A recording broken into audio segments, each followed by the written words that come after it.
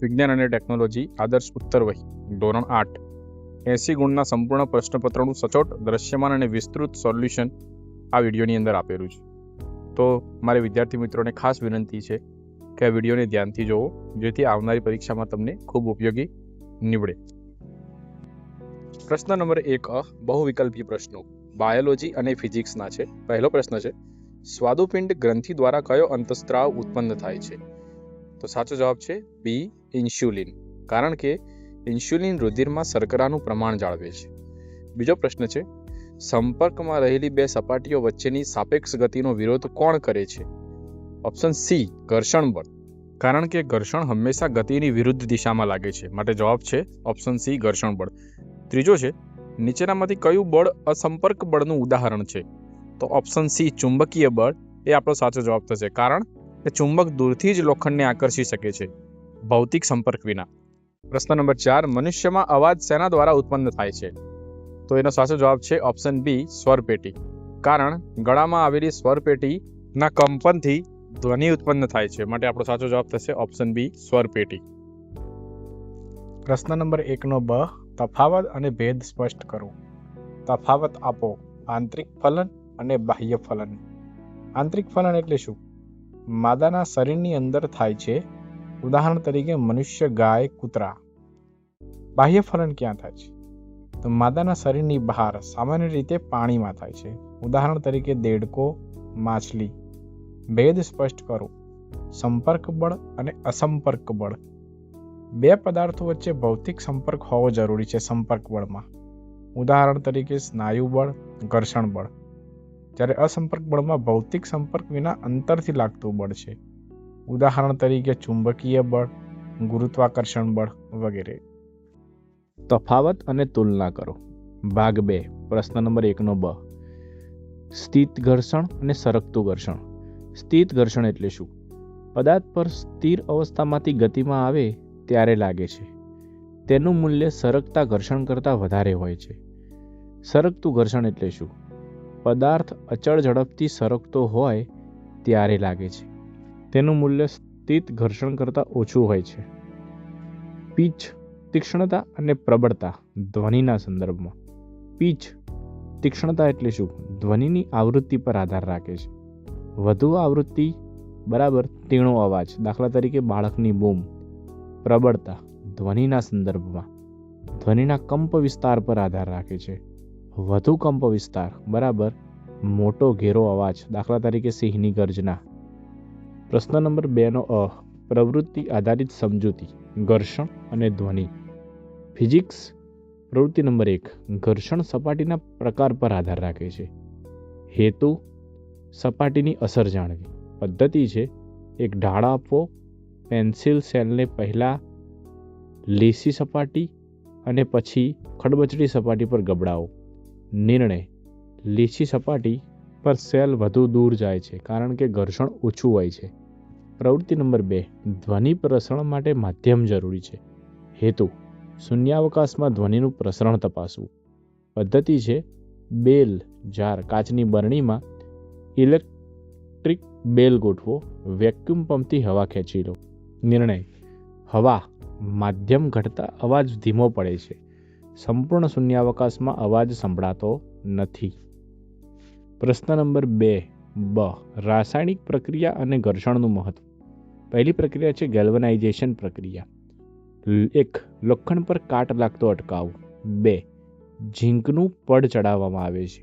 ત્રીજા નંબરમાં આ પ્રક્રિયાને ગેલ્વનાઇઝ કહે છે. પ્રક્રિયાનું નિષ્કર્ષ છે, લોખંડને કાટથી સુરક્ષિત કરવા માટે આ મહત્વપૂર્ણ છે. ઘર્ષણ એક જરૂરી દૂષણ. ઘર્ષણના ફાયદા. તો ઘર્ષણથી આપણે ચાલી શકીએ છીએ, વાહનમાં બ્રેક લાગે છે, કાગળ પર આપણે લખી શકીએ છીએ. ઘર્ષણના ગેરફાયદા. મશીનના તમામ ભાગો ઘસાઈ જાય છે, ઉર્જાનો વ્યય થાય છે, બૂટ ચપ્પલના તળિયા ઘસાઈ જાય છે. આનો નિષ્કર્ષ એ નીકળે છે કે ઘર્ષણ વિના જીવન શક્ય નથી, પણ ઘર્ષણના કેટલાક નુકસાન પણ છે. પ્રશ્ન નંબર 3 અ અને બ, બહુવિકલ્પી અને વૈજ્ઞાનિક કારણો. પ્રથમ પ્રશ્ન છે, કિશોરાવસ્થામાં છોકરાઓમાં થતા ફેરફાર. તો છોકરાઓમાં થતા ફેરફારમાં અવાજ ઘેરો બનવો, સ્વરપેટી મોટી થવાથી. બીજો પ્રશ્ન છે, કયા દ્રાવણમાંથી વિદ્યુત પસાર થતો નથી? તો સાચો જવાબ છે ઓપ્શન સી, ખાંડના દ્રાવણમાંથી. તેમાં આયન હોતા નથી. કારણ 1, ટેસ્ટરમાં એલઈડીનો ઉપયોગ. નિર્બળ વિદ્યુત પ્રવાહ પસાર થાય ત્યારે સાદો બલ્બ પ્રકાશતો નથી, પણ એલઈડી ઓછા પ્રવાહે પણ પ્રકાશિત થાય છે. તેથી ટેસ્ટરમાં એલઈડી હિતાવહ છે. કારણ 2, ટાયર ઘસાઈ જવાથી લપસવું. સતત ઉપયોગથી ટાયરની ડિઝાઇન ઘસાઈ જાય છે. રસ્તા અને ટાયર વચ્ચેનું ઘર્ષણ બળ ઘટી જાય છે. બ્રેક મારવા છતાં વાહન લપસી જવાની શક્યતા વધી જાય છે. પ્રશ્ન નંબર 3 ક, વિસ્તૃત જવાબો. કુદરતી ઘટનાઓ અને રક્ષણ. વીજળી પડવાની ઘટના. ગાજવીજ સાથેના તોફાનમાં હવાના પ્રવાહો ઉપર અને પાણીના ટીપાં નીચે જાય છે. આ ગતિને કારણે વાદળોમાં વીજભારનું વિભાજન થાય છે. ઉપર ધન, નીચે ઋણ વીજભાર. જ્યારે આ વીજભારનું પ્રમાણ ખૂબ વધી જાય ત્યારે હવા અવાહક રહી શકતી નથી. પ્રચંડ તેજસ્વી પ્રકાશ સ્પાર્ક સાથે વીજભાર જમીન તરફ વહે છે. તેને વીજળી પડવી કહે છે. ભૂકંપ સામે રક્ષણ મેળવવા ઇમારતો. માળખું ખૂબ જ સાદું અને ભૂકંપ સલામત હોવું જોઈએ. Quack safe. ભારે બાંધકામ સામગ્રી ઈંટ કોન્ક્રીટને બદલે માટી કે લાકડાનો ઉપયોગ વધુ સારો છે. છાપરા બને તેટલા હળવા રાખવા જોઈએ. યોગ્ય આર્કિટેક્ટ અને સ્ટ્રક્ચરલ એન્જિનિયરિંગની સલાહ લેવી જોઈએ. પ્રશ્ન નંબર 4 ક, પ્રકાશનું પરાવર્તન અને ધ્વનિના ગુણધર્મો. કેલિડોસ્કોપની રચના અને ઉપયોગ. 3 લંબચોરસ અરીસાની પટ્ટીઓને પ્રિઝમ આકારે જોડીને કાર્ડબોર્ડની નળીમાં ગોઠવવામાં આવે છે. એનો ઉપયોગ શું છે? રંગબેરંગી અને અસંખ્ય નવીન પેટર્ન ભાત જોવા અને ડિઝાઇનર્સ માટે નવા આઈડિયા મેળવવા માટે કેલિડોસ્કોપનો ઉપયોગ થાય છે. પરાવર્તન નિયમિત વર્સિસ અનિયમિત. નિયમિત પરાવર્તન. સમાંતર કિરણો લીસી સળગતી સપાટી પરથી અથડાઈને સમાંતર જ રહે છે. દાખલા તરીકે અરીસો. અનિયમિત પરાવર્તન. સમાંતર કિરણો ખડબચડી સપાટી પરથી જુદી જુદી દિશામાં વિખેરાય છે. દાખલા તરીકે કાગળ, લાકડું. ધ્વનિ પ્રબળતા વર્સિસ આવૃત્તિ. પ્રબળતા લાઉડનેસ કંપ વિસ્તાર પર આધાર રાખે. એનો એકમ છે ડેસિબલ. આવૃત્તિ ફ્રીક્વન્સી 1 સેકન્ડમાં થતા કંપનોની સંખ્યા. એકમ છે હર્ટ્ઝ. તે પીચ નક્કી કરે છે.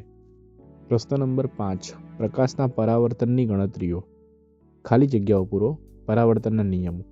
જો આપાત કોણ 60 અંશ હોય તો પરાવર્તન કોણનું માપ ખાલી જગ્યા હોય તો જવાબ છે 60 અંશ હોય. કારણ આપાત કોણ ઇઝ ઇક્વલ ટુ પરાવર્તન કોણ. બીજી ખાલી જગ્યા છે, લંબ દિશામાં આપાત થતા પ્રકાશના કિરણ માટે પરાવર્તન કોણનું માપ ખાલી જગ્યા હોય છે તો 0 અંશ હોય છે. જવાબ છે 0 અંશ. સમાંતર અરીસાઓ. 2 સમાંતર રાખેલા અરીસાઓ વચ્ચે મૂકેલી વસ્તુના કેટલા પ્રતિબિંબ મળશે? શા માટે? તો જવાબ છે અસંખ્ય. કારણ એક અરીસામાં રચાતું પ્રતિબિંબ બીજા અરીસા માટે એક વસ્તુ તરીકે વર્તે છે. બહુગુણક પરાવર્તન. ખૂણાવાળા અરીસાઓની ગણતરી. જો 2 અરીસા વચ્ચેનો ખૂણો 60 અંશ હોય તો મળતા પ્રતિબિંબોની સંખ્યા શોધો. પ્રતિબિંબની સંખ્યા ઇઝ ઇક્વલ ટુ 360 ભાગ્યા 60 minus 1. n is equal to 6 minus 1. જવાબ થશે 5 પ્રતિબિંબ. પ્રશ્ન નંબર 6 મહત્વપૂર્ણ આકૃતિઓ. Diagram mastery. એક માનવ કાનની અહીંયા આકૃતિ આપેલી છે. આપણે નીચે યાદ રાખવાના મુખ્ય નામ નિર્દેશ પણ જોઈ લઈએ. એક છે કર્ણપલ્લવ, બીજું છે કર્ણનાળ, ત્રીજું છે કાનનો પડદો અને ચોથું છે આંતરકર્ણ. તો આ બધા મહત્વના કાનના ભાગો છે જે આપણે યાદ રાખવા જરૂરી છે. એના પછી છે પ્રકાશનું પરાવર્તન દર્શાવતી આકૃતિ. સપાટી પર દોરેલો લંબ નોર્મલ, એ પછી આપાત કિરણ અને એના પછી છે પરાવર્તિત કિરણ. યાદ રાખવાના મુદ્દાઓ છે આપાત કિરણ, બીજું છે પરાવર્તિત કિરણ, ત્રીજું છે સપાટી પર દોરેલો લંબ અને ચોથું છે આપાત કોણ અને પરાવર્તન કોણ. પ્રશ્ન નંબર 7 મોડલ રચના અને પ્રવૃત્તિઓની કાર્યપદ્ધતિ. પ્રશ્ન નંબર 7 ભૂકંપ સુરક્ષિત માળખું. વસ્તુઓ જોશે લાકડાના બ્લોક્સ, સ્પ્રિંગ અને રબર બેન્ડ. સમજૂતી છે ઇમારતના પાયામાં સ્પ્રિંગ બેઝ આઇસોલેશન ગોઠવવાથી ધ્રુજારીની અસર ઉપરના માળખા સુધી પહોંચતી નથી. પ્લાસ્ટિક રિફિલનો વીજભાર. પ્રશ્ન નંબર 7b પદ્ધતિ છે વપરાયેલી પ્લાસ્ટિકની રિફિલ લો, તેને પોલિથીન કે ઊનના કપડા સાથે જોરથી ઘસો. પરિણામ મળશે ઘસવાથી રિફિલ પર સ્થિત વિદ્યુત ભાર ઉત્પન્ન થાય છે જે કાગળના નાના ટુકડાઓને આકર્ષે છે. જલ તરંગની કાર્યપદ્ધતિ. પ્રશ્ન નંબર 7 બનો બીજો પ્રશ્ન. પદ્ધતિ છે 6-8 ગ્લાસમાં ક્રમશઃ વધતા જથ્થામાં પાણી ભરો. લાકડી વડે કાચ પર હળવો ટકોરો મારો. વિજ્ઞાન. પાણીના જુદા જુદા સ્તરને લીધે હવાની કોલમની લંબાઈ બદલાય છે, જેથી જુદી જુદી આવૃત્તિ ફ્રીક્વન્સવાળો મધુર અવાજ ઉત્પન્ન થાય છે. નોંધ. ઇલેક્ટ્રોસ્કોપનો ઉપયોગ પદાર્થ પર વીજભાર છે કે નહીં તે જાણવા માટે થાય છે. પ્રશ્ન નંબર 8 વિજ્ઞાનના વ્યવહારિક અને રાસાયણિક જવાબો. વીજળી વખતે રાખવાની સાવચેતી. ખુલ્લા મેદાનમાં, ઊંચા વૃક્ષો નીચે કે ખુલ્લા વાહનોમાં આશ્રય લેવો નહીં. ઘરમાં વીજળીથી ચાલતા ઉપકરણોના પ્લગ કાઢી નાખવા જોઈએ. વાયરવાળા ટેલિફોનનો ઉપયોગ ટાળવો જોઈએ. કેરમ બોર્ડ પર પાવડરનો ઉપયોગ. બોર્ડ અને કુકડી વચ્ચે ઘર્ષણ ઘટાડવા માટે બારીક પાવડર છાંટવામાં આવે છે. તેનાથી કુકરી સરળતાથી સરકી શકે છે, કારણ કે એની ગતિ વધી જાય છે. પાણીનું વિદ્યુત વિભાજન. પાણીમાંથી વિદ્યુત પ્રવાહ પસાર કરવા તેનું રાસાયણિક વિભાજન થાય છે. ધન ધ્રુવ એનોડ પર ઓક્સિજન વાયુ, ઋણ ધ્રુવ કેથોડ પર હાઇડ્રોજન H2 વાયુ. ખૂબ ખૂબ આભાર વિદ્યાર્થી મિત્રો. સફળતા માટેની તમને બધાને શુભેચ્છાઓ. વિજ્ઞાનની પરીક્ષામાં શ્રેષ્ઠ ગુણ મેળવવાના 3 સુવર્ણ નિયમો અહીંયા આપેલા છે. પહેલું છે ગોખણપટ્ટી ટાળો. વિજ્ઞાનમાં કારણ અને અસર, કોઝ એન્ડ ઇફેક્ટ સમજીને જવાબ લખો, જેમ કે દબાણ અને ક્ષેત્રફળનો વ્યસ્ત સંબંધ. ત્યારબાદ છે આકૃતિ દોરો. જ્યાં જરૂર હોય ત્યાં સ્વચ્છ પેન્સિલથી દોરેલી અને યોગ્ય નામ નિર્દેશવાળી આકૃતિ ફરજિયાત બનાવો. દાખલા તરીકે માનવ કાન, પરાવર્તન. મુદ્દાસર જવાબ આપો. વિસ્તૃત જવાબો ફકરામાં લખવા કરતાં હંમેશા બુલેટ પોઈન્ટ્સ મુદ્દામાં લખવાની ટેવ પાડો. તફાવત હંમેશા કોષ્ટકમાં જ દર્શાવો. વિજ્ઞાન એ સમજવાનો વિષય છે. All the best to all of you.